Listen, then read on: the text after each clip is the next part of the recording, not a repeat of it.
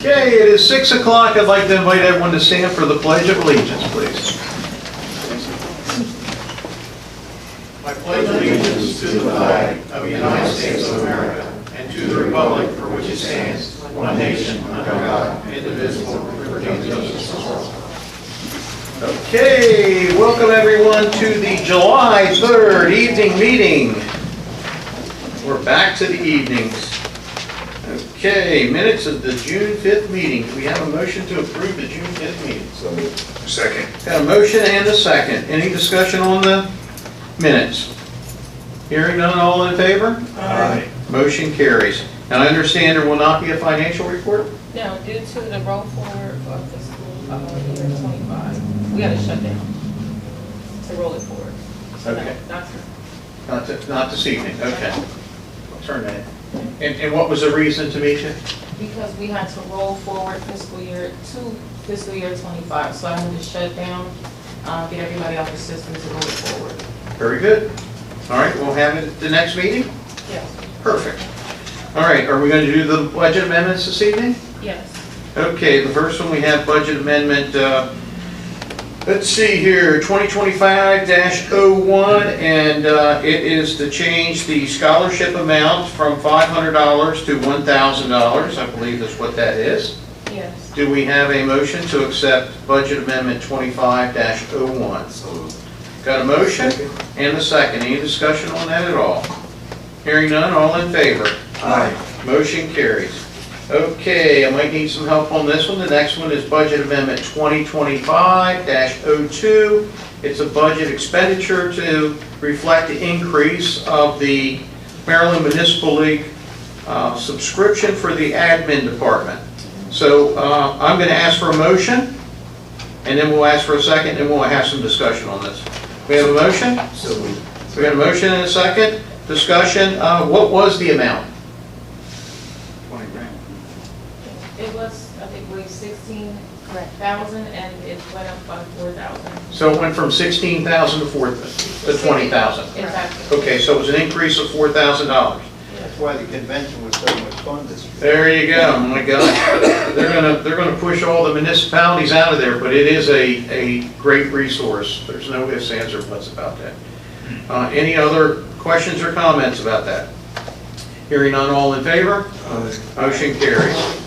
Okay, the next item is budget amendment 2025-03, budget expenditure to reflect $310 for Government and Finance Officers Association annual membership. We have a motion to approve that. So moved. Got a motion and a second. Any discussion? Is this a new expense? It was an expense previously, and we're going to move forward with becoming a member. Okay. So yes. Perfect. All in favor? PFOA. Yeah. So then, I think Tamika and Nicole both Yeah. want to be in the PFOA, so. Very good. Any other discussion? Hearing none, all in favor? Aye. Motion carries. Okay, the next item, 2025-04. It's a budget amendment for a $30,000 contract with Santura LLP as accountants for the finance department. This is definitely a new expenditure that we've never had in the past, but as I said, I think it's going to become very valuable to us for us to move forward with this. So we have a motion to approve budget amendment 2025-04. Second. A motion and a second. Any discussion? Anything you want to add, Tamika, to this? They are, they've been very helpful to us. So far, we've been able to get our closing entries for fiscal year 23 and complete that year. They've been helping us with the single audit. They're helping us with internal controls. They're helping to make sure that our books are where they should be with the help of the town. They're helping us to make sure that I understand it because I'm still new. And they've been working with CLA, and it's really, really important that we move forward with them because they are making sure that everything that I'm doing and that everything we're doing is correct. Okay. And, you know, because our auditors have to be, they have to be, pretty much like an outside, or like on the outside looking in, but Santora can help us from the inside, because they have to be separate from us, really. Yes. Would you expect our audit to be done in a timely fashion this year? Definitely. Okay. Yeah, definitely. We already started to, I already started giving them reports, so that they can start to basically, assess 24 before the audit. Very good. Yes. Thank you. Any other questions? Hearing none, all in favor? Aye. Motion carries. Okay, next one we have. All right, this is for Budget Amendment 2025-05, amend fiscal budget expenditure $12,300 related to upgrades associated with Microsoft Office for the Finance Department and the Police Department, which I'm sure is absolutely needed. Do we have a motion to approve? So moved. Second. And a second. Any discussion? Hearing none, all in favor? Aye. Motion carries. Okay. The next item was the budget amendment 2025-06 to amend the budget expenditure of $939,843, and that was regarding the merit and COLA salary increases. Do we have a motion to approve? So moved. Second. In a second. My only discussion I have, I made a comment, didn't we have this in the budget? I didn't put it in the budget because there was a process, I believe, that needed to take place before it was put into the budget. Okay. And once we brought it forward to introduce it, then you approved it, and then we put it in. So just to follow the procedure, I didn't put it in beforehand. Okay. Essentially, the board approved it subsequent to the passage of the 25 Yeah. budget, so that had to be amended. Okay, all in favor? Aye. Motion carries.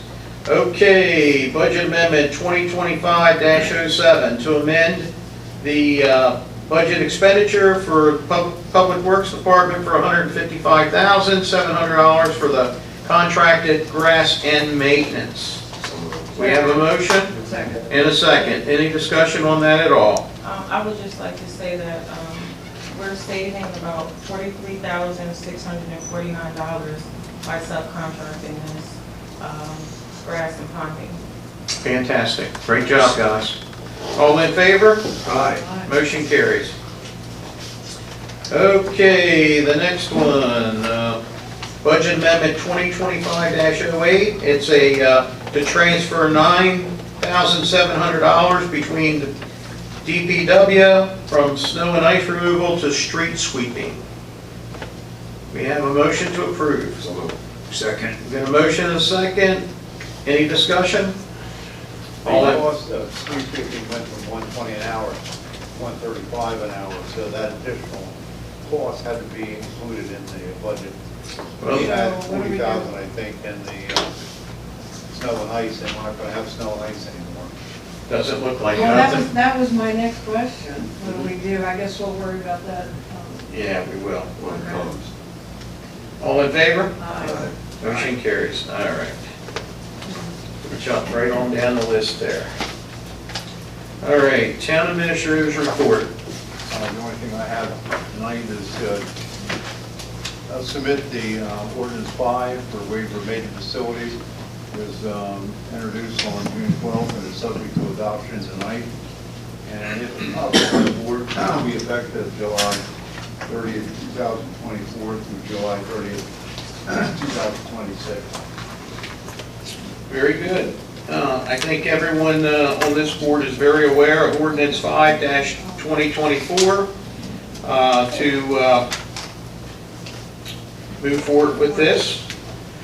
Do we have a motion to approve ordinance 5-2024? So moved. Second. We got a motion and a second. Any discussion?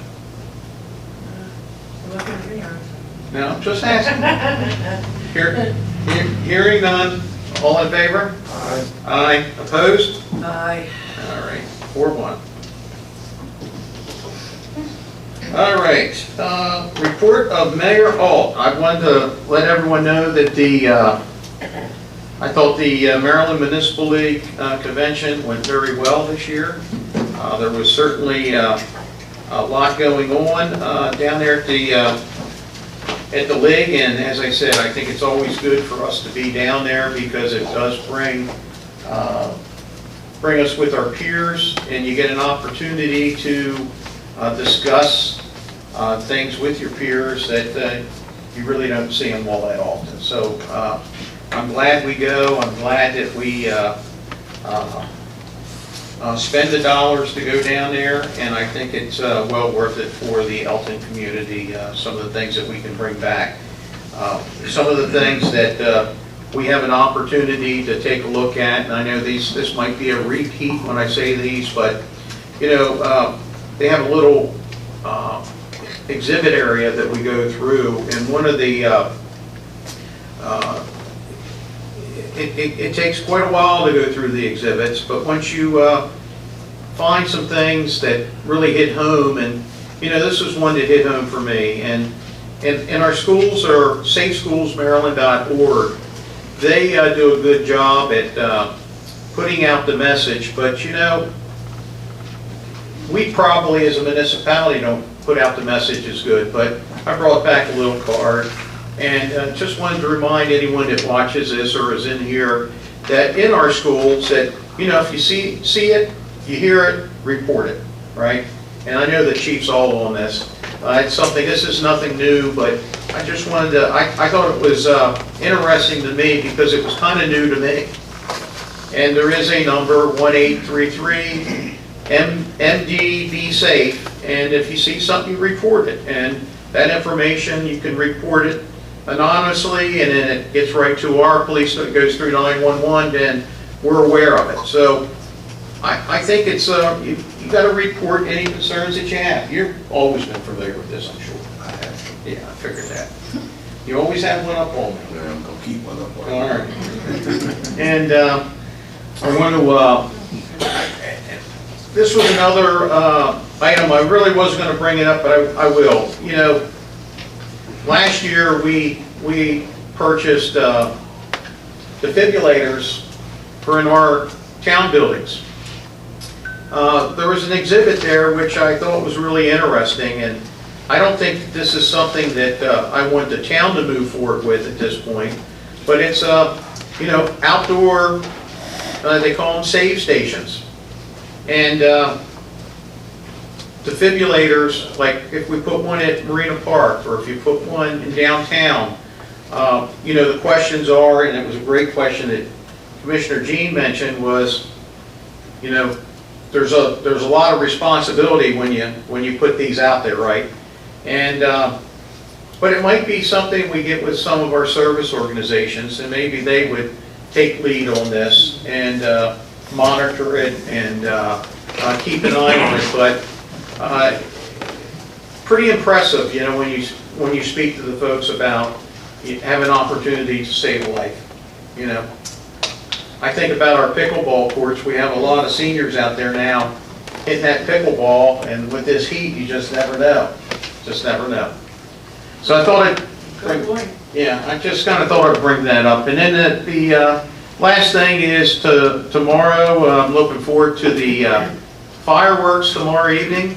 The best place to view the fireworks has always been Eder Park. Meadow Park is going to be closed because we're firing them up right from the center of Meadow Park now. But if you come down, you could park at the county courthouse building, the district courthouse building.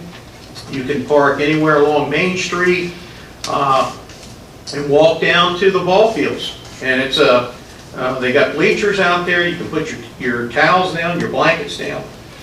Great place to watch the fireworks. I was even told, they're going to get mad at me, I tell the secret, but they said over at Immaculate Conception Church, it's a great viewing area from the big field.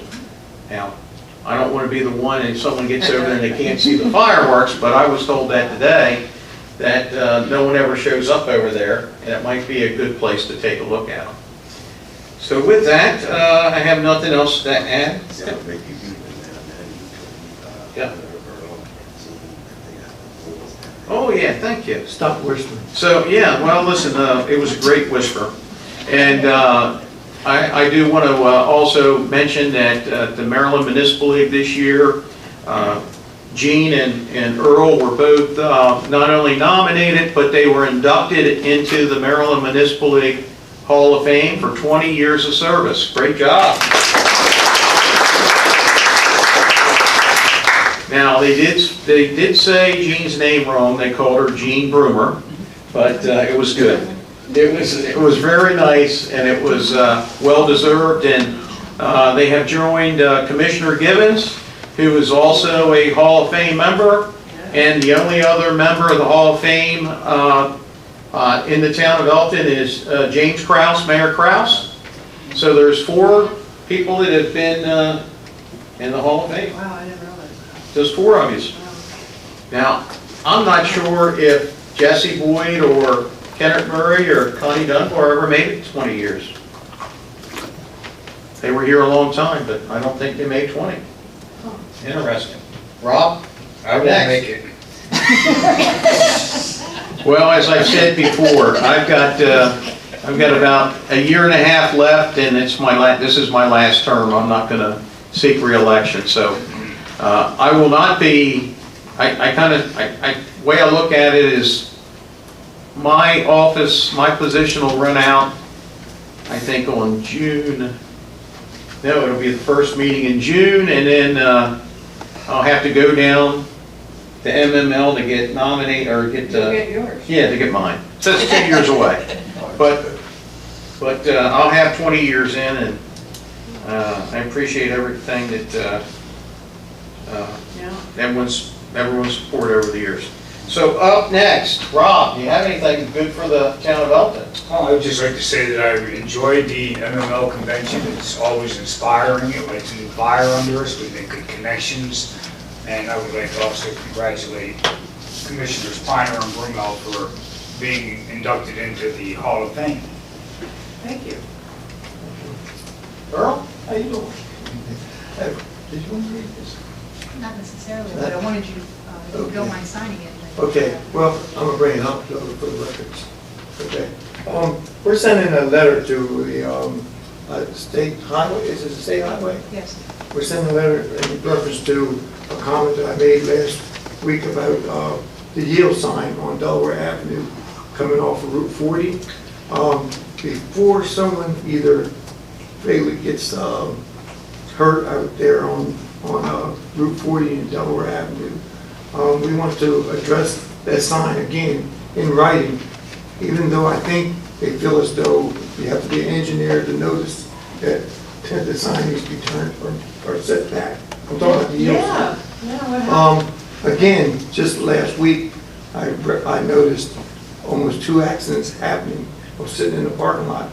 Apparently they hit their brakes and neither one of them knew which one to go first. So again, before something really happens really bad, we're sending a letter to them to address again. It ain't gonna hurt them. Someone gave me an idea to mention to them, if they could just put a shield on the side of the sign. I don't know whether they can do that. At least they would block this view from the traffic coming in. I know you can't make the signs, change the signs, but if it's going to save somebody's life, they need to do something to protect it. And then, second of all, there was someone that asked for a sign to be put out. Remember, I don't know if he's here. Oh, he's here. He's going to speak on his own. Okay, I'll leave that one alone. So anyway, I just want to wish everybody a happy 4th of July, and that's it for me. Very good. Charles? A number of things. Louis, no, maybe to the chief. You know, oftentimes we still hear, and we heard it before, and we discussed it, about people talking about Elton being dangerous. You live here, you work here, and we know it's not dangerous. Did that have to do with the reporting of different statistics that the police had to report? Just how does that happen, or how did that happen again? Because I'm sitting in church, 3 weeks ago, and my pastor was speaking on something. He said, Elton's a dangerous place, and I'm sitting at the front. I said, I can't believe I'm sitting in church, these people know my position, and he's gonna say, well, it's dangerous.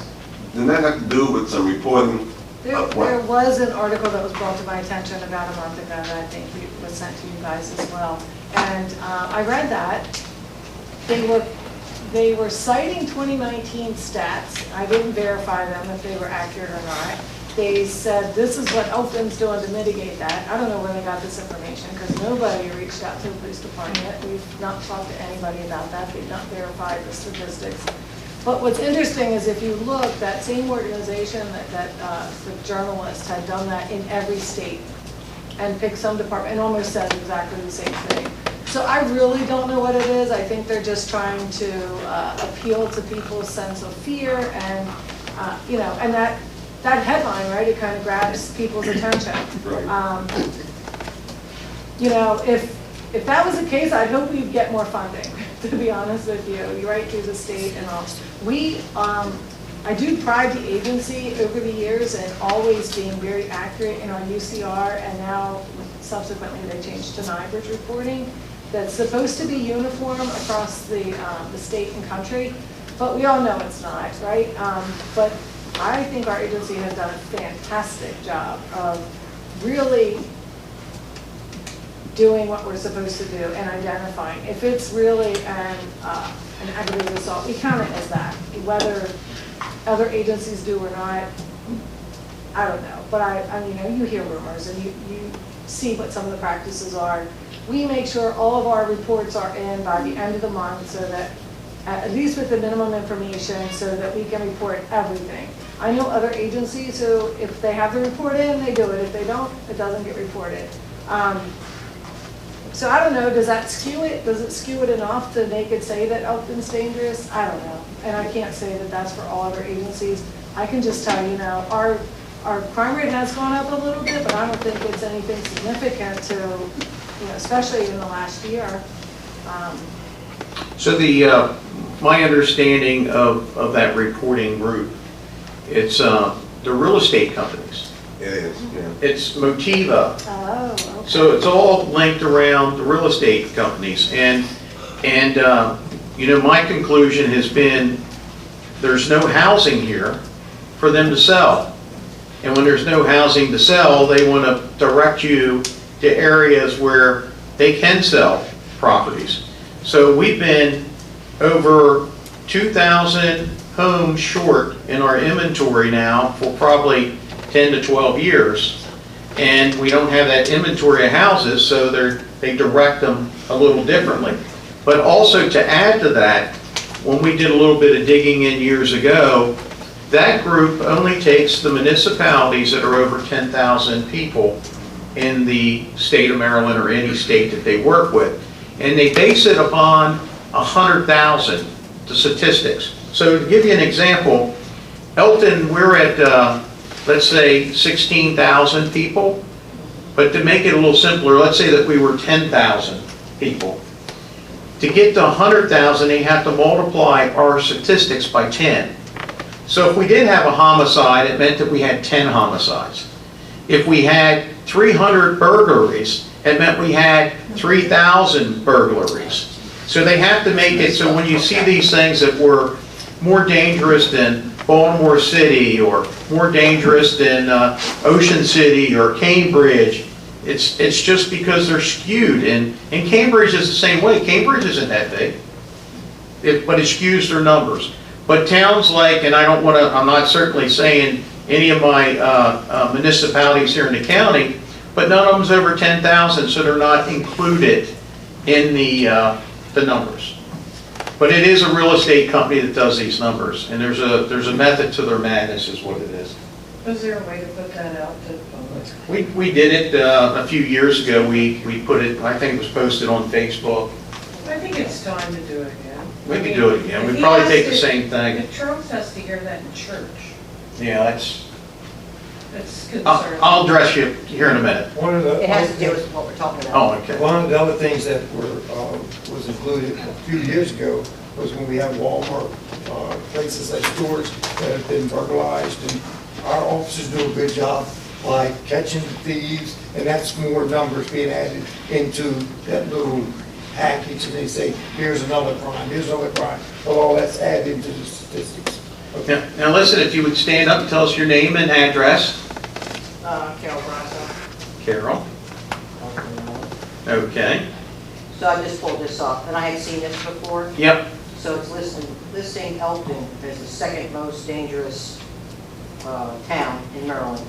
Population 15,806. Violent crimes per 100,000 is 714, fifth most dangerous. Property crimes per 100,000 is 5327, second most dangerous. Murders 4. And that's the data that they're putting out there, and it's based on 2022. Yeah, and it's, So I've seen these, you know, they just pop up on your feed. You can actually look for it. I just typed in Maryland's most dangerous Yeah. cities. I Ocean think City if is you number want, one. if you want real statistics, I think you have to compare apples to apples, and that's through the Maryland State Police UCR Right. portal. So if you really want to look at what the crime stats that we report compared to what other agencies report, it's going to be listed on there. That's the only way you can Right. compare it. I mean, I don't know why I think you people- answered it per 100,000. Right, so that's what I'm saying. People that Yeah. look at these type sites and read it, you know, they have this alert thing, Elkton is dangerous, and that's why people say it is, you Yeah. know. There's crime everywhere, I don't care where you live, you know. But the problem is nobody's getting the correct statistics. I mean, you read this, and then I could go on one, and it'd be something totally different. Well, you know, Ben Franklin said never believe the internet. I don't believe anybody. I don't believe any of it. Well, thank you. Thank you for bringing that up. Charles? Also, congratulations to Earl and Jean for the 20 years of service and, you know, being honored with the Hall of Fame. And also the other day, Kathy Ford retired on our police station with 30 years of service. It's great because a lot of us saw her when she first came as an officer and, you know, here to see her finish out. Rob, you bring up a good point about the defibrillators because defibrillators could be any place and anywhere because if a person is having a heart attack, regardless of whether you know CPR or not, or whether you're in a building or not and you have nurses, that instrument really works. And it pays dividends if you ever have to use one. And to have, where do we have them here, Chief? Well, we have some in the cars. We have one in our office. I believe there's one in the common area right outside of this meeting room now. When it's community center, I think. Yeah, and I know DPW has some. So we do have them around and available, and our officers are trained on them. Yeah, the training's real simple, so, you know, if we ever had them around, or, you know, we could always be trained with that. It takes minutes to do that. Rob, you talked about the MML, the technology now that was good because all we had to do was just wear the badge. Yeah. Badge got your lunch, badge got your in, and it did a whole lot, so it just goes to show you the right of technology. Might be sitting in these seats here where we are one of these days. Yeah, that's right. And basically, that's it. Thank you. Jean? Nothing? Yeah, nothing today. Very good. This is the time of the day that we open up the floor for anyone in the audience that has anything to say for the good of the town. If you do, please come on down and you're welcome. Yeah, you're welcome to sit and state your name and address, please. Yeah, my name is Marlene Thompson. I live in this, one of the senior building, the senior building on High Street. Yeah. And I work with Communicats. Yeah. I was away recently out to California when my daughter graduated from college, and I came back and I have 3 stations where I feed my Communicats. Marlene, you can sit down if you want. I do not wish to see them. Thank you. Station 2, which is behind my building, behind my building, behind the black gated area is Station 2. And I have a 3rd station, which is, how do I explain this? You know where the building used to be, One Brown Court? Yes. With the village's office. It's several feet up from there, back in an area where there's a big tree, and people go up there, shoot up, they use it as a toilet. I'm out there, and I didn't bring my contain it with some of the needles, because I'm always calling the police, and they've been very good coming out, checking the area, and getting the needles. But this is becoming worse and worse. As I said, I've been away for a week and a half, and coming back, I have a container full of needles again. And also, generally, they cut the area, they cut the grass in the area, but when I came back, I don't know who it was or what service you have, that piece of land, which I'm told is Cecil County, public land. They had cut down several of the trees, which my cat used as shade. And, you know, it was I was just very devastated they did that, because now they don't have the shade trees that they had before. Can you tell me what service that cut those trees? And one other thing, in addition to cutting the tree, not only did they cut the trees, they left all the trees, the limbs, the weeds in the area with the cats. So I'm not from the state, I'm from Pennsylvania. And when they cut down things, weeds and trees, they immediately clean up after themselves. Understand. They left everything there. So I was out there several hours cleaning up the mess they left. Just left my cats there. So I'm very passionate. They're my family. Understand. I don't know about anyone else here. Like I said, I've been here several years now. And before I came, I don't know if anybody cared for the community cats. I also live in California, and I love it there because, I guess you say, we'll go back, because they have a policy when when cats are, people pick up the cats from shelters, or, you know, they purchase cats, they are microchipped, and if they're found abused, neglected, or abandoned, they are prosecuted to the full extent of the law. And I think that needs to be nationwide. So anyway, I'm very passionate. Give me No, I understand. but I'd just like to know if you could tell me who is responsible cutting down the trees, so I can talk to them, or I don't know, is this the county, Cecil County? I'm going to have to ask to either have maybe our Public Works Director to go out with you to find out exactly where this was. It sounds like it's not it wasn't the town land? I don't believe that it is, and what I was going to say. It's private property, I would think, on One Brown Court. And I'm not sure at this point what I do. Mayor, behind Brown One Court. I was told now, correct me if I'm wrong, they told me that was Cecil County public land. Dan, we don't cut that, do we? Yeah, we don't cut it. And that may be county property. The Okay. downside is because no one's going to be here because of the holiday. Yes.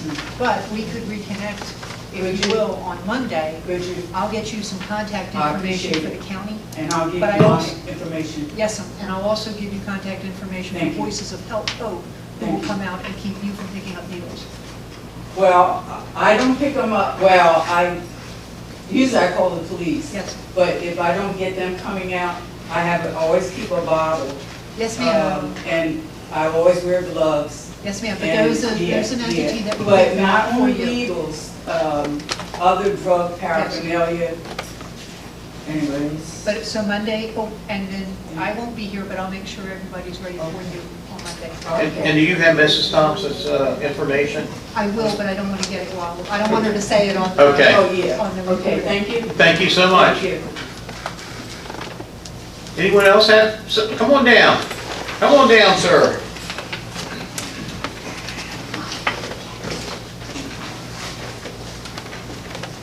Hi, how are you?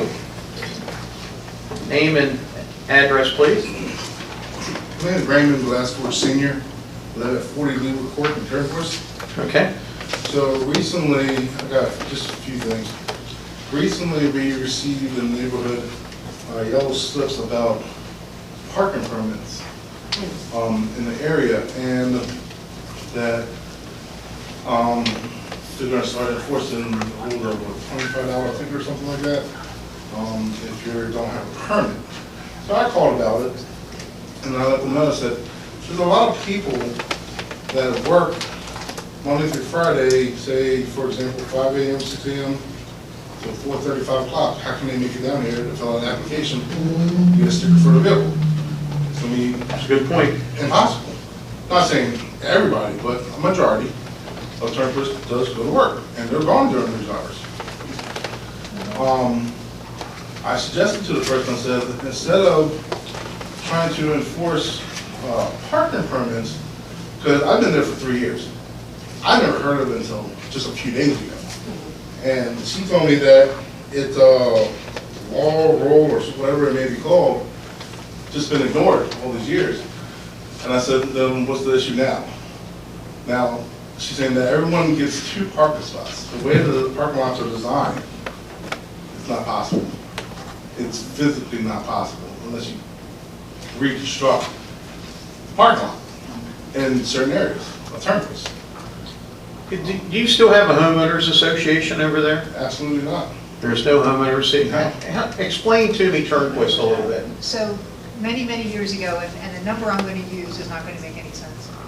But many years ago, it was built in the 70s, I think, and most places or most homes only had typically 1 vehicle. So, using that data, they designed Turnquist with the anticipation of 1.5 vehicles per home, anticipating that there would be possibly 2 vehicles for this house, but typically 1 for the rest of them. And there was a very strong homeowners association out there for several years. And then that homeowners association was the driving force for the special purpose parking, especially since it's so close to Delaware and a lot of out-of-state counties. Okay? So, and then Chief can probably speak to the parking enforcement. We had very strong parking enforcement for several years. And then Tom Bishop, he was great. And then he retired. And then after that, we had some part-time, but it's just simply staffing issues that we haven't been able to enforce. So we have found in the admin office that it's cyclical when people move in or move out or whichever. And just like yourself, you didn't know for 3 years that there was this ordinance covering Turnquist for special purpose parking. So the past couple of months, I'm going to tell you that it's been cycling up where we've gotten some residents who are having issues with people parking near their homes, et cetera, and it just, from what I understand, it got a little heated out there a couple of weeks ago, and then that's when we started, we had no choice. I do know that I was approached by a neighbor, I would say semi-aggressively verbal-wise. And I did escalate it right away. I thought it was very foolish to come at me in a certain kind of way about parking, Right. especially when you only have 1 vehicle owner. And I told him, I said, if you look at the design, because I have cameras that can see the entire parking lot where I live. And I said, I screenshot it and I sent it to him. I said, look, 1, 2, 3, 4, 5. You got about 2 to 3 feet between each vehicle-ish, depending on your vehicle size. I said, it's humanly impossible unless you have like a Prius to fit another car in this parking lot. It's not going to happen. And he thought that he should have his open space available at any given time. He's required 2 spots. And I said, dude, first of all, there's no lines, which I would suggest highly, and they be numbered with the address if it's going to be such thing. I think that would be more convenient than, hey, let's come down here and get a lease time from work or whatever it may be, to get a sticker or whatever it is to put in your vehicle. Then, like, for example, like one of my vehicles, I actually have a tint waiver. So I need tint because I cannot physically see right. You can't see inside my vehicle, even with my handicap placard. You gotta be like that close to my glass in order to even see a silhouette of the placard. So what if I had this thing in my vehicle and an officer or parking enforcement don't see it? I'm gonna start receiving fines, and I have to come down here and take time off work just to make the time that's allotted for your opening. I can speak to that. Okay. 2 things I can speak to. One, we'll mail you an application. You fill it out, you mail it in, we'll mail you those stickers. Okay. All right, so that's done. And secondly, if I know that your F-150 at your address with your license plate was issued tag or sticker number 20, then if there's a question about that, we know that we issued you that ticket, or that sticker. So there's a record of it, so it's, so if, we can work around things like that, Okay. all right? But you raised a good question about, is this something that could be done online?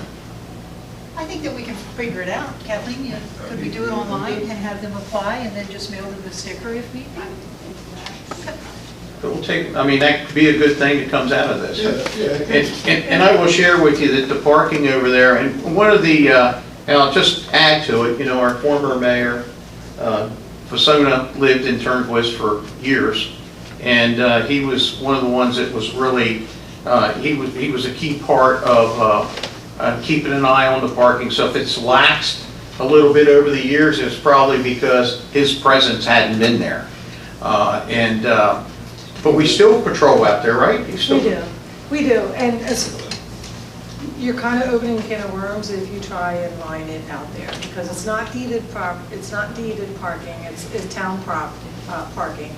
So we don't do that anywhere else if it's town-owned. Okay. And so, but there is, like, on Wheelhouse going in, like, anybody who's not a resident, or you have visitors or something, can park there. To leave it open for the rest. We have extra parking that's right there on Leeward in the front of that face of the hill that we utilize. I was told on the phone that there's going to be 2 passes and a visitor pass. I said, what if you have a third vehicle? The guy was telling me he goes to college, or now going to college, excuse me. He had his own vehicle because I can't take care of him all the time. I'm literally working. So he has to drive his own self to school. So now he's parking down there and said you can't confidently keep a visitor pass in that vehicle. So what if I actually have a true visitor that wants to come? They're going to get fined. So I think there has to be a solution to that. Are we to the point where there's no room anymore to put overflow parking? There is overflow parking on Leeward. But I meant additional overflow. Oh, additional, but to construct. Yeah, overflow parking doesn't have to be numbered, right? But out in the woods, it is definitely numbered. And There are certain places, like on Wheelhouse, like I was talking, on that whole strip, you don't need a visitor's pass or a permit. Yeah. Anybody can park there.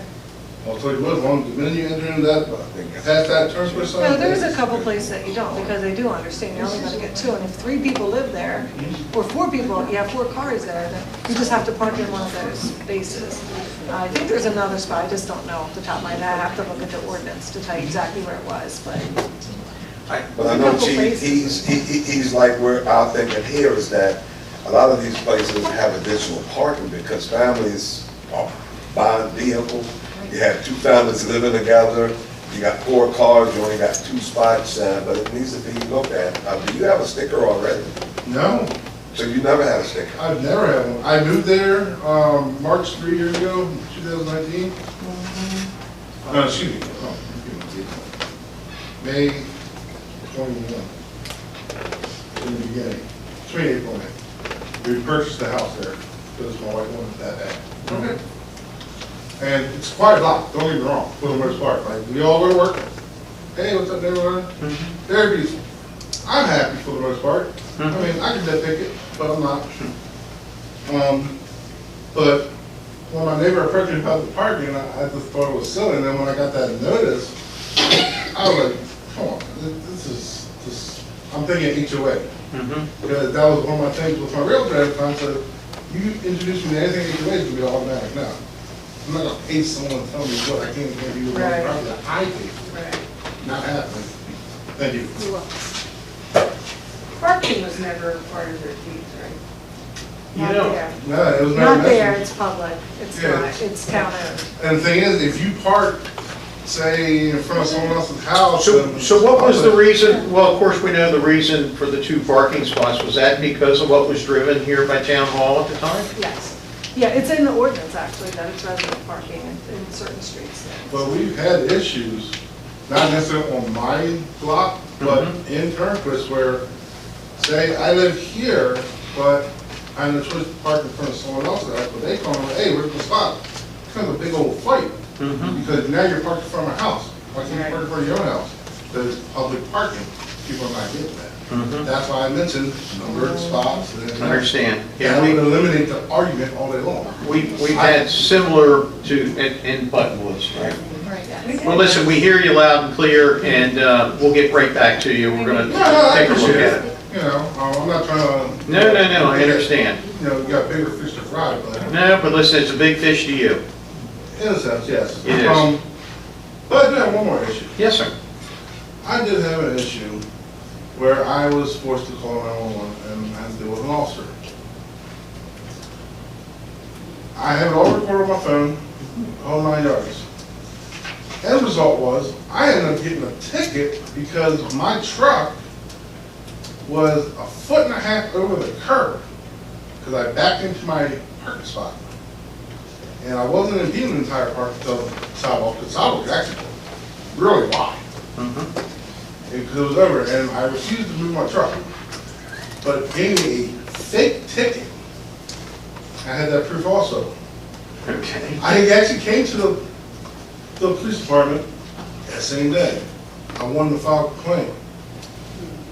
I wasn't allowed to file a complaint. You're always allowed to file a complaint. Oh, is that so? Then I had that on video also. That also not allowing me to file a complaint. Okay.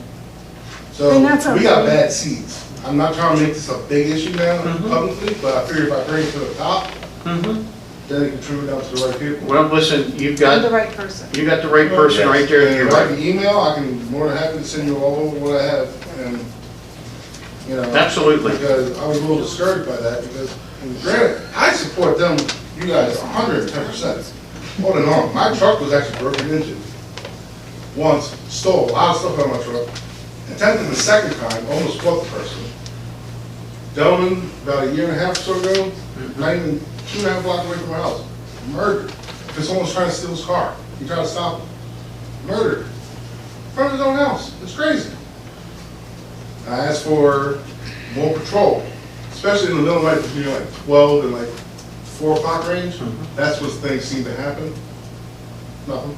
Truly nothing. My head turned, my face turned a little. Well, listen, I'm gonna ask you to get with the chief over there. I'm more and- than happy to do it. I don't mean to, you know. Listen, we need to know. Listen, I appreciate you coming here. We need to know. That's why I brought my kids, 'cause I want to see them how government works. Yep, Love to go through that. yep, absolutely. They don't want to. And certainly, even though we sit above the chief, she does a good job. She, Oh, no, I'm any not. complaint she has, that you have, that it has to be reported, I would suggest you see I don't her. question her. I understand that. What she's done so far in the future. I don't never question that. She's done an awesome job. You know, this is not a dangerous town. Just got a little bad seat here and there. Yep, That's it. understand. So. That's all I got. I'm sorry. My name, Raymond Glassford. Glassford? Yes. Okay, nice to meet you. You can make sure you remember that. No, I didn't hear it, and I just, Thank you. I like my name, so thank you. Yeah, and that's why whoever ran up against you must be crazy for that. No, You don't understand what I'm saying. They understand. Gee. Take care. Thank you. And Chief, you're gonna give him your card or contact? Okay, thank you. Anyone else that, come on down. We got- Wait, come on. Sorry, sir, I was gonna let him go before me, but Okay. I'm sorry. She called me the other night and she was looking for, I guess, both myself and Earl, around Massimiano. At one time you must have met her, and she's here. I do remember. All right. Okay, so I'm here because I'm executive director of Warner Owners. You need to give your name and Oh, I'm address. sorry, I'm Chanel Pams, and I'm gonna use my company address, which is 223 East Main Street. So I'm executive director of On Our Own in Cecil County, Inc. 223 East Main Street will no longer be our location as of July 31st. So I have been asking around to find other locations, commercial locations, because we are a part of the emergency shelter planning and heat weather planning. So we have identified as a cooling center for Cecil County. And without a location, I can't do that. Now, I do have a 15-passenger van, and I will use that. But I've been patting the pavement, looking for a building, and I was thinking I could come here and maybe somebody could point me in the right direction. Well, listen, I can say that probably the best direction would be to get with our Elton Alliance. She has already. You have. Yeah. And I've talked to about 2 of your commissioners here and the commander over at the VFW. I've called pretty much every real estate. How much space do you need? About 2,000 square feet, a couple offices. Yeah, I think I recommended you talk to the Alliance. Did you did talk to them? Yes, sir. Were they helpful? She pointed out a couple of buildings. I called each and every building that I've seen a sign on. But I really would like the old Cecil Tourist. And then I call him back. He's not calling you back? No, it's Schwab. Eric Schwab. It's in a high traffic area, which is exactly what I need. I don't know if you know what we do on our own, but I got flyers and pamphlets and my business card, and I'm willing to tell you if you like to know.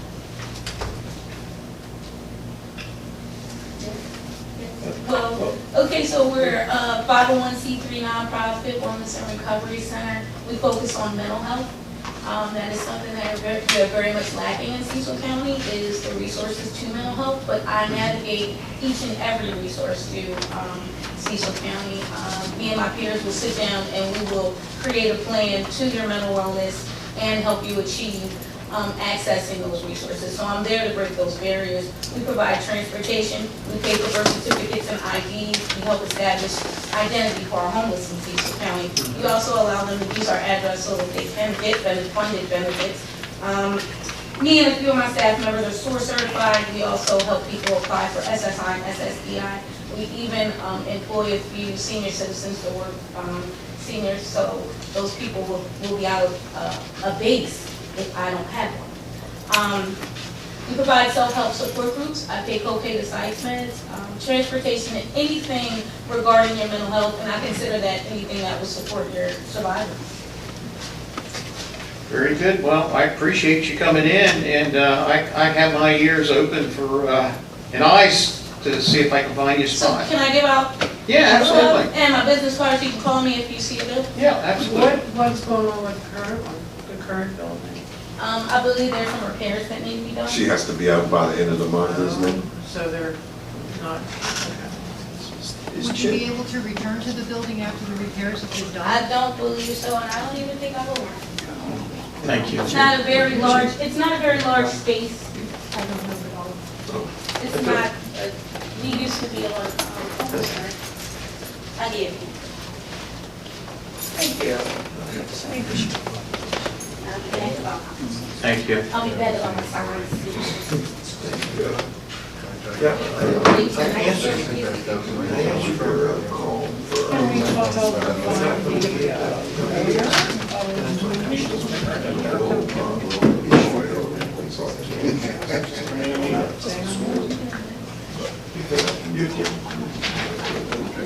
We have no condition.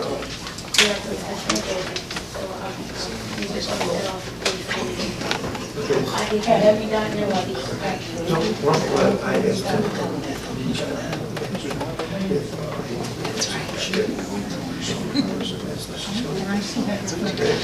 So we didn't. Okay. It is. They're not prescribing that. I'll leave him a message to contact All right. So then also, we're looking out for you, so. Thank you very much. All right, Thank you. Thank you for coming. Come on down, we'll get you down here now. Name and address, sir. Good evening. My name is Dwayne Irvin. I live at 204 Franklin Court. And my concern is, I called last year about a sign to put on both sides of the street. Because I'm raising my grandkids. There's 5 of them. And they play basketball and ride their bikes there on the court there. And cars come in flying, making a fast turn into the court. And I was wondering if I get 2 signs saying, watch the children playing. I mean, there's a sign down the street on Lafayette, but that's not nowhere near where I'm at. So you're looking for like a children at play. Yeah, watch out for children or something. Dan, can you take a look at that for us? Dan's on it. Because I called last year and gave my phone number and address, I ain't never got no response back. It seemed like all the time I can get a response if I come to these meetings. Well, we'd like to see you. I don't like to come to the meetings because I only come for a problem. I know, You I know, that's the know. main thing I really come for. But listen, we're happy you came and it's gonna get taken care of. Oh, okay. And when will I see some action? That's the quickest way to get it, sir, is to come in and talk to us. You didn't answer my question. No, he's writing it down back there. Dan back there is writing it down. He's got it down. He's right behind you. He's got it How down. long will I see this action take place? He's quick. He's quick? Yes. I don't think it'll happen tomorrow. I I'll put it that way. Tomorrow. Will it be done before But he's- Monday? No, I don't think it'll happen that quick. Because I hate to see, one day, my kid was out there playing basketball. You know how sometimes the ball gets away from the kid, they can't catch the ball because it's Yeah. faster than them. A neighbor comes flying in there, runs over the basketball and busts it. So that's the kind of stuff I'm talking about. Mhm. Well, I can assure you we'll be on it. I can't tell you how quick his guys will get to it, but it'll get done. Okay. All right. Thanks, Dwayne. All right. Thank you. Thank you. Thanks, Tom. All right, Mr. Wilmot, you want to come on down? Okay, good evening, name's Clifton Beaumont, Elton Road. How you doing? Commissioners, congratulations on your reward. Thank you. Do me a favor, I want you to sit down for a change. I did better stand it Somebody back there may have a gun pointed at the mayor, and I want to protect him. All right, this concerning 200 Buttonwoods Road. Okay. Not 200, but Buttonwoods. Been here before concerning the parking that has been kind of awkward there for the past sometimes. And recently there was a letter sent out, but I haven't, contacted with some of the board members here concerning the parking issues out there. Knowing that the letter saying that there's no more association there, okay, and which we know that. And the town had took over since then and had assigned 2 parking spots for each household. But as the letter stated, we all know that there's more vehicles than 2. So the issue is that the parking is not honored to where it's not, where the numbers are at your house. Okay? Now when those that've been there, when the association was there, and this going, but there's homeowners that's there that've been there, they're still going by the parking that they were assigned to. So when the town came in, they'll reassign the parking where there's maybe one in front and one in back. But there are some that's there that has 2 parking spots in the front. Okay? Mm-hmm. So as we go, you'll have the overflow, but there's not enough overflow. Based on, there's handicap up there, and there's nothing addressed of where the handicap should be parked at. That's an issue. Knowing that I've been out there these many years, there has been some people parking in other people's parking spot, which is not assigned to them, which is the house number. And then there's those that come that have friends or family members will park, and the homeowners that comes there, because you got rentals and homeowners, they will park in the spot and then they don't have nowhere to park. So the problem is that if you go and ask somebody, that's my, that's what I'm assigned to, you have an issue. You have an argument in which, that's why I'm coming here today, because recently it was brought to my attention that there has been some outbursts. I understand. And I'm all about, neighborly love, and that's what it should be. And what do you suggest? I suggest what I asked before. You had an area there, you got overflows, but there's not enough overflows. But there is an area right there where the mailbox is, can be signed as an overflow. okay? That those that have more than 2 vehicles, okay? That can be addressed today.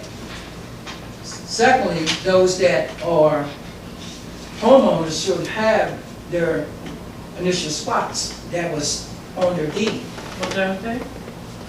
No, because when the town came in, when Association going, the town came in and we assigned, Everything's numbered, right? yeah, And you we get ass- 2, one up front, one in back, wherever it lands, yeah. wherever it lands. Right. But some of them are not honored it. You have some that want to have 1 vehicle that are homeowners and only signed to 1 park. I mean, they only got 1 parking spot if they can get that parking spot. Dan, is there any more room for more overflow by those mailboxes? That's all I can think of, unless, you start cutting the Buttonwoods Road, but, that's, we put everything, when we initially did it on the, let me get my directions right. The south side, we actually cut into certain areas to give you the expansion between the 200, between the 100 and the 300, we done one there, and then we expanded it out between the 500 and the 400, so we expanded those there. And then I think we put a little bit between the 2 in the middle as well. So we could put everything on the one side, so that's how we kind of jammed everything up. Now, the reason we did that is because the right side, in theory, through traffic will go past where the parking is. That's why we kept everything on the one side. Go out. As you come into Buttonwoods, it's on the right-hand side. grass area. The grass area there, okay, where you can get at least about 8 vehicles, overflows. That can be a sign for overflows, and those that have more than 1 vehicle, okay? And then you have trucks, that's there. That's commercial trucks like, that will park in either the overflow or they will park in somebody's designated spot that is their door number. Okay. For instance, like I live at 200. Okay. And where I come in, I'm right there. But that was one time a handicap spot. Okay. And then I was parked the next 2 spots there. I had 2 spots up front. But based on what the town came in now, I have 1 spot up front and 1 spot in the back. It's like maybe, for what I've seen that has 2 spots up front, is like maybe 3 families, 3 people. But one, you see. But do the people actually realize, because I live here, I've got 2 spots. And the spots may not necessarily be in front of my home, I've got 2 spots. One could be here and one could be way over there. That satisfies everybody's appetite as far as the 2 go. No, it's not. Why not? It's not satisfying some that have 2 spots, okay? And that spot might be in the back. But you're saying people need a particular place to park. But when you came in us long ago, we gave everybody 2 spots. And they may not necessarily be in front of the house, they could be one over there, one over here. That's 2 spots. It might be one there and one here, that's 2 spots. Now, whether Dan is familiar with the fact that everybody's gonna have 2 spots in front of the house is impossible, or is it not? It's not possible. The way it's laid out, that's how when we laid it out, we said, okay, we'll get one closest to, at least one closer to the house we live, and then one we put as best we could. It all depends on the layout, the individual layouts itself. Trouble you have is, especially in 200 block, if the ones out front, you double up, everybody gets 2 right there, the ones in the back, they're gonna be way back there. So we try to say, okay, we try to be as best we could, we try to go through the exercise, one closest to the house and one close nearby. That's what we did in the same court. And I understand that. Yes, I understand that. But the one that, what I'm saying is that your spot, which is your house number? All right. Okay? You're not getting that spot. So you might, for instance, that's 200, this is 200. Somebody might park that's in. We understand that. Now I think you're talking about, Chief, I think he's talking about enforcement, because if I got 201 and 202, I'm in my house at 201, I'm parked there, but 202 is mine, but when I come outside the house, somebody else is there. So how do we enforce the fact that somebody's in my other spot needs to move, or how do I get the police to come and say, hey, you don't belong here, you need another spot? And I don't know, because I don't think we have like the stand on for enforcement unless it is deeded to you. And I'm hearing you say it's not, I was confused, because at one point you said it was deeded, but I don't think it's deeded, right? Well, what I'm saying is, there's people that, I'm saying But the this, town- even myself, okay, when I first moved there, okay, I bought my house, okay, and on my deed, okay, I'm gonna have 2 spots, based on the blueprints that is there, that 2 spots, it's the 2 spots that's placed on my deed.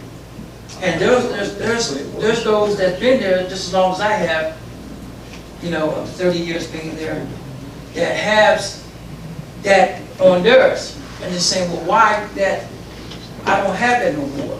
Okay, then they honored what the town had changed around, but they still don't have that spot. If I may interject, please, and I appreciate what you're saying, and I can pull your deed and confirm that I'm on the right track. But as we've dealt with this and tried to help as much as we can, the deeds that I have pulled and researched, and there's the deed to your home, where your home is in your yard, but then you had your deed restrictions that were initiated by that homeowners association that Buttonwoods used to have. And those deed restrictions called out that each home would have up to 2 parking spaces, but they are not part of the physical deed that says that that property belongs to Mr. Wilmot. It's that the homeowners association at that time owned the parking lots and the open space. And they were able to enforce it because they were the owners of that property. And then when they went belly up, then the town got a quitclaim deed and took over the parking spaces. So, But see, that's something that was never brought to our attention, which, you know, we weren't educated on this. Now, if I was educated on that, which there was in a notice sent out, you know, I would not have made that statement, okay? Now I know, yes. okay? Now because I can board that. But still to come to where people can get an understanding if they can talk about their parking spot.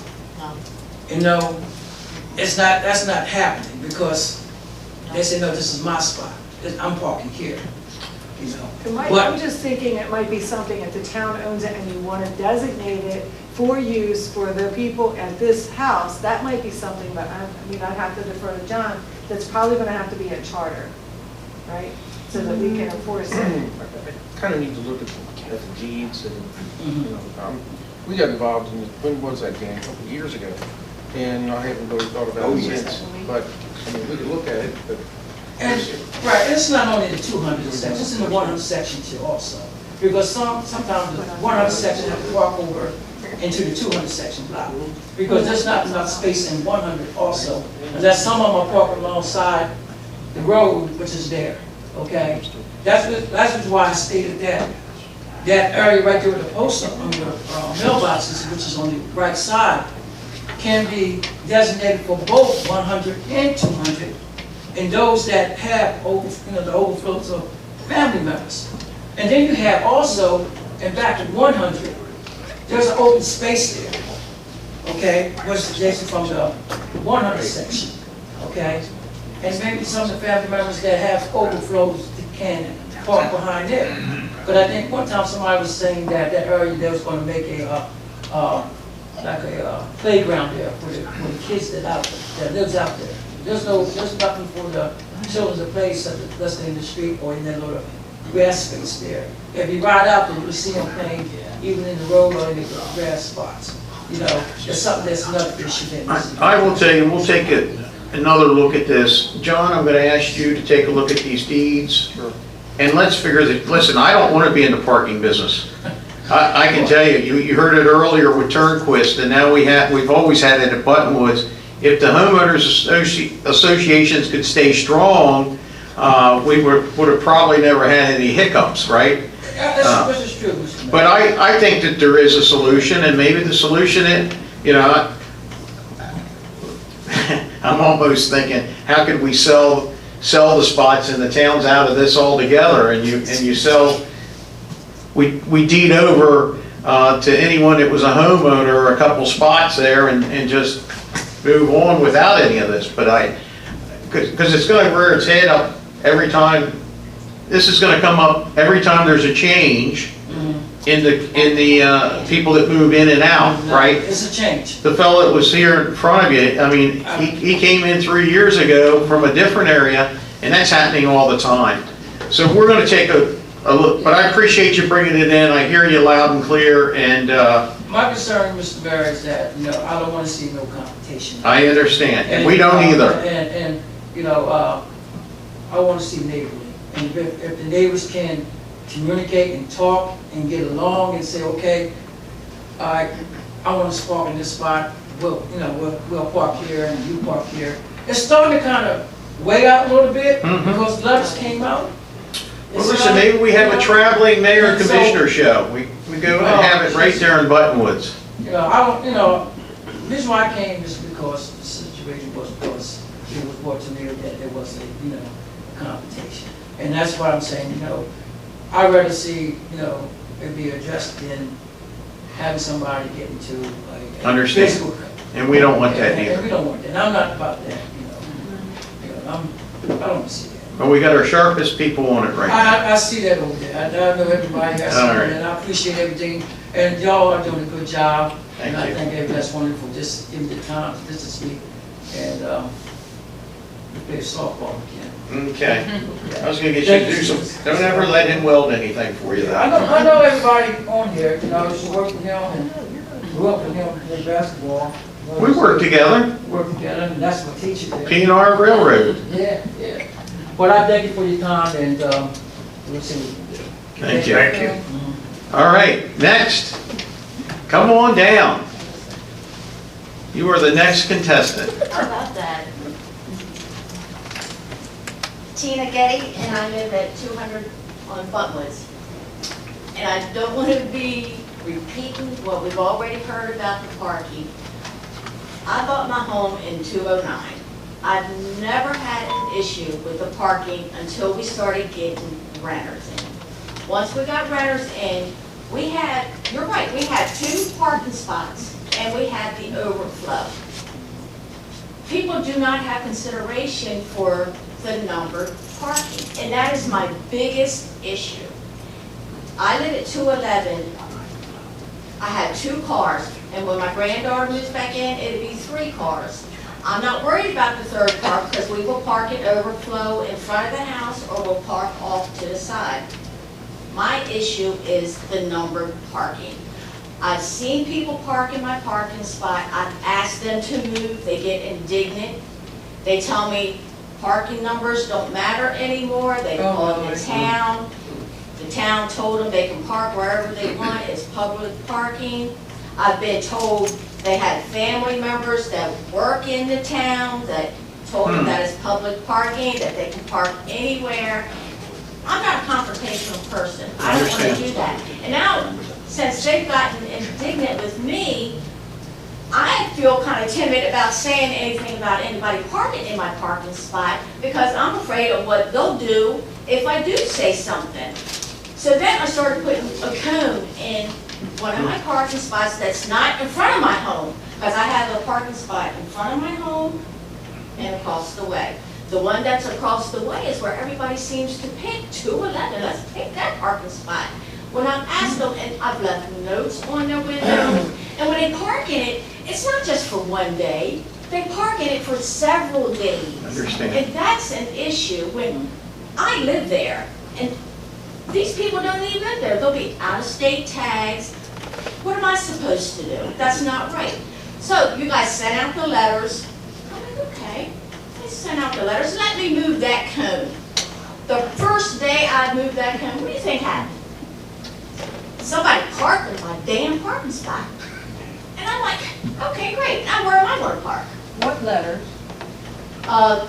Actually, when I confronted somebody before about parking in my parking spot, they had mentioned letters a while back that they sent out concerning about the parking lot, saying that there wasn't, that they could park anywhere. And I'm like, well, that's funny because I never got a letter. I don't think we ever But sent just anything like that. recently they sent out a letter. I wish I had bought that letter with me. I'll get you a copy of it. I'm the one that sent it. Okay. But in the It was previous talking about the letter- association, which we no longer have, and more or less to work it out amongst ourselves. Correct, and the That's not original gonna letter work. that went That's out, not and gonna this work. letter never said you can park anywhere. Give me a quick second, Uh-huh. I'll get your copy.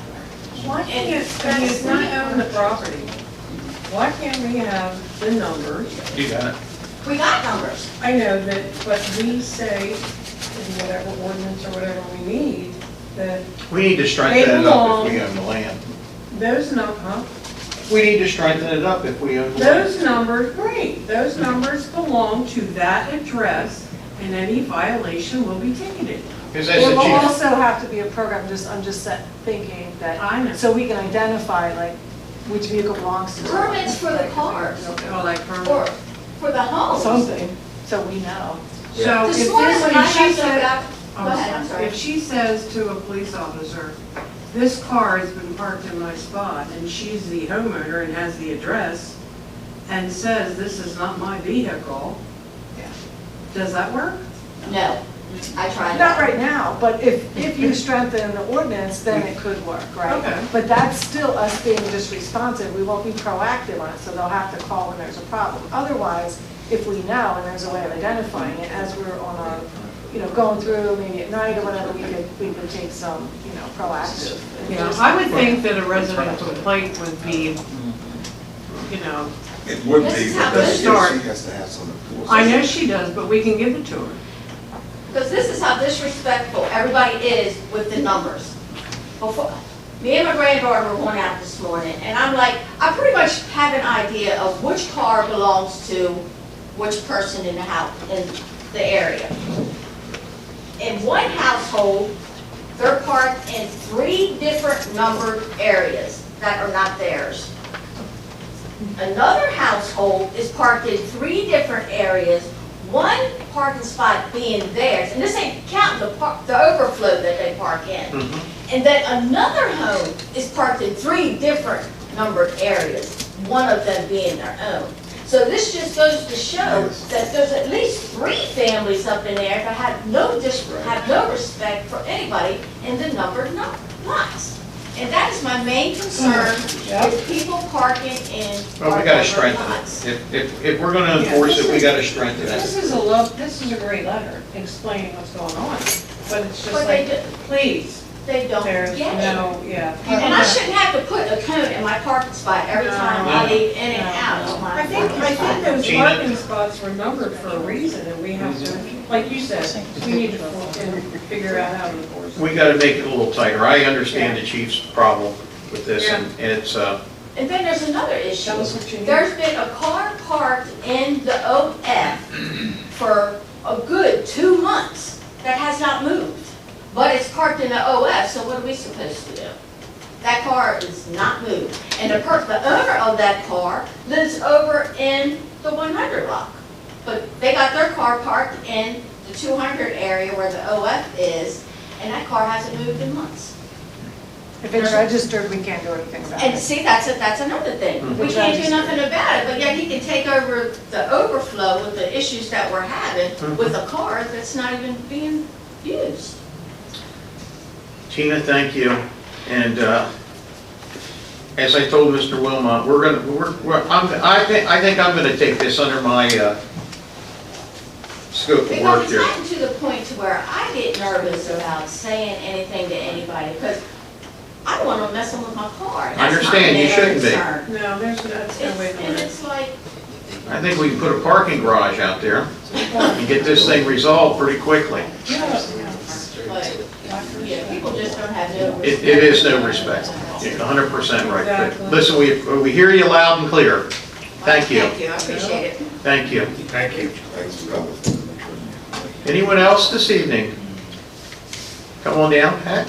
I just had a question. Yeah. What are they doing on Delaware Avenue Bridge right now? They're going to put the pedestrian bridge in. Oh, bless your heart. So the pedestrian bridge is in its work for, it's been 12 years now. Does that mean that it will never be blocked off again? No, they're putting a pedestrian bridge on the other side of the, where the Delaware Avenue Bridge is, there's going to be a walking bridge. Safety. And, but it's been asked for, they've been working on it for many years, and it's finally coming to fruition. But it'll still, when rains and it floods, the road will be closed. Yes. Yes. Any, Mayor, yep. is there any talk of them clearing that island out that's on the south side of the bridge? I think it was, I asked that. the state highway, Mr. Fender said it was not in the scope of work for them to do that. He responded back to your email, exactly. Yes, ma'am. When I was here last month, talked about my yard flooding out, and he knows what I'm talking about. Yep. And somebody was there the very next morning Okay. and said what they were gonna do about it. We'll be out here next week, and I haven't seen anybody. You think it's well? Do what? We'll meet outdoors. We'll talk. Okay. I'll take this one. There you go. I know Dan was out there, so we'll get it worked on. Yes, ma'am. I have a question. So last night, I was home, and I heard this commotion out front. I didn't even open up my blinds for about a half hour. And then I finally opened the blind up, and there's a paint truck out in front of my house. And these guys are banging on this, like, big square thing. Paint chips all over the driveway, I mean, all over the road. And so I had to go out and get milk, and I came down the driveway, and I said, you know, what's going on? He broke down. I didn't know what was going on. He says, oh, we're going to paint the speed bumps. And I said, oh. And I said, okay. I said, this is all that paint all over the road, and I, you know, just wondering what you guys were doing. And I got a video of them chipping it. It's all over. Oh, we'll clean up after we're done. So when I went out to work this morning, down there in the driveway, there's paint all over in front of the curb, and they're using like a, you must have hired a new company, because they used to come out with a paint bucket and a roller to do those speed bump white lines. Mm-hmm. And they're using a different method now. It's kind of like, I guess, how they do the striping. Yep. So I don't know whether the rain will wash it away, whether we have a street cleaner anymore. I don't see the street cleaner. Well, Dan, you'll take a look at that. Thank you. But in any case, so I guess they're not done with the neighborhood, but they didn't paint any of the white lines at the stop signs. They didn't finish up on where the light is, that long light on Elton Boulevard. Has that been corrected? Has that been corrected?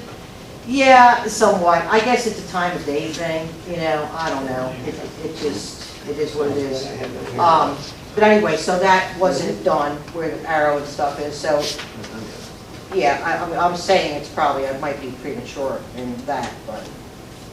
Well, listen, they're supposed to clean up after they're done. I mean, you can't allow that chip to be in the roadway, so Yeah, it's all. I appreciate you telling us. It's all out in front of my house, you know. I picked her up to come here, and I'm thinking, what is all of that? Which address? 704 Elton Boulevard. We're on it. And while we're on children at play signs and Elkton Boulevard, I think the one that's there looks like it's been hit. I think I forgot to mention that it looks like it's been knocked over. That would be like across from where Mr. Kewen lived, right around there. Yeah, I saw that sign. Elkton Boulevard. And Maryland Avenue? Maryland Avenue. Gotcha. I'm sorry, Maryland Avenue, yeah. Yeah. Right there. Okay, anyone else have it? Yes, Chief. A couple things I just want to kind of update the board with, because I'm going to be out of town for a week or so. We finished up our first round of the mandatory mental health assessments for our officers through Changing Tides. I had a meeting with the downtown business owners, reference parking downtown, and so there were some issues that kind of came up, signage, but I think signage is fine when I actually wrote through afterwards. But they would like to make that municipal lot behind the old town hall, so behind the music hall. They would like, it's currently, I think, 2 or 3 hour parking, I can't remember which one. But they'd like to make it basically free parking, and that's in consideration of the residents on Main Street, to at least have some option there for that. So it does say 2 to 3 hours? It does. As soon as you go in, there's actually a sign right there that says it, and it's in the ordinance that it is either 2 or 3 hours. I can't remember. Interesting. They definitely do not want, so where there are no parking meters, they don't want parking meters. So with that, I would recommend that we not go with the more expensive parking meters at this time, and let's just start with parking enforcement. Enforce what is currently on the books, and see how that goes. Okay. But we are going to start, Lieutenant Comfort was with me, and since he's going to be in charge of the park enforcement officer, there's been a couple businesses that have kind of been identified as maybe staying, parking on the road like longer than they want. So before we start enforcement, which we've already started the application and the interview process, he just is going to touch base with each of those that were identified, just to kind of say, hey, you know, Hey. come in, yeah, play nice with us, right? Yeah, just play So just nice. to let you know, that's kind of where we are with that. Minihans came up a lot in that though, because with that fencing, it's taking up a lot of parking, so I just wanted to know that too. Also wanted permission, we were going to apply for a grant through this Maryland Safe Schools, you had brought this up earlier about the schools. Apparently there's some money that's been allocated to Cecil County that no one's been tapping into, and it's just over $200,000, and it's willing to pay for salary and benefits for officers. Now, it's only for a year, and it has to be in addition to what we already have, so it can't supplement our budget. Otherwise, that's supplanting and that's illegal. But I just wanted permission to apply for that because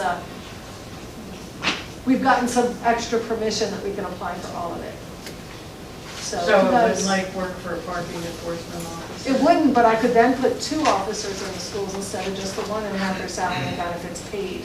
Oh. So I could have more office, so right now, Yeah. the majority of the time is spent at the high school, but I really think we need to get into the middle school a little bit more. And then it would also pay for, well, right now, sometimes the town eats the overtime for, and assumes that expense for things like the sporting events, or we bill for it, but some, you guys are very gracious, so like graduation and all that cost. This could pay for all of that, pay for the officer that attends the board meeting, all of that. I just, want to make sure you guys are good with that, because it would be extending our budget from, and our contingency from 50 to 52. So I just want to make sure you're good with me doing that. I don't know if we want to go to 52, do we? I mean, is that? Well, it would, so right now we have 50. This Yep. grant would, if we get funded the grant, it would take it, it would be able to pay for 2 with salary and benefits. For 1 year. For 1 year, but I've also looked at this money's allocated every year. And it's almost like a white paper. The initial grant has a little bit more beef to it, but after that, it looks like it's pretty. What's the board think? Go after, I like it. I would. especially maybe getting an officer in the middle school, I think the formative years, that would be great. Yeah. Okay. Mayor, I have 2 other questions. We all received a letter from the Howard House, General Howard House, asking for support. Did everybody get an email in reference to that? And Yes. Of course, we may not make a decision now, but that's on the horizon. Yeah, so I asked Michelle and Louis to invite Ingrid Minihane in here to present her request in front of us.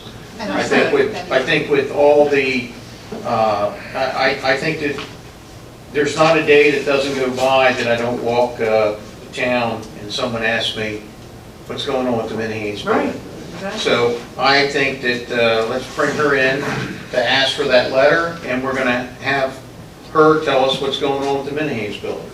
I like that. Has anybody ever presented anything to our planning department for the possible renovation that they referenced? Like apartments and retail and restaurant? None of that. None of that. So, yeah, I'd like to ask her where the 14 apartment people are going to park. And lastly, the mayor from Perryville, Jim Everhart, died yesterday. Oh, my.